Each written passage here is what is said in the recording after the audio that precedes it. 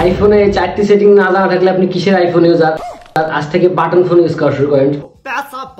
আপনি নর্মালি কোনো কিছু সিলেক্ট করতে চাইলে, যেমন জিমেইল বা কোনো সিলেক্ট করতে চাইলে এক একটা করে ট্যাপ না করে আপনি জাস্ট নর্মালি 2 ফিঙ্গার দিয়ে কিন্তু সোয়াইপ করলে আপনার ইজিলি এগুলো সিলেক্ট করতে পারতেছেন।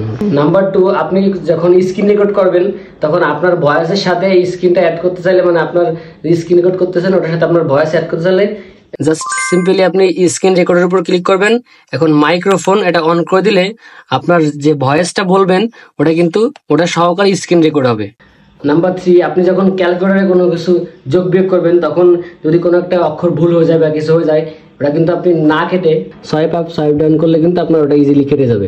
নাম্বার 4, আপনি যদি আপনার আইফোনকে ভয়েস দিয়ে কন্ট্রোল করতে চান তাহলে সিম্পলি আপনি সেটিংয়ে যাবেন, সেটিংয়ে যায় ভয়েস কন্ট্রোল লিখবেন।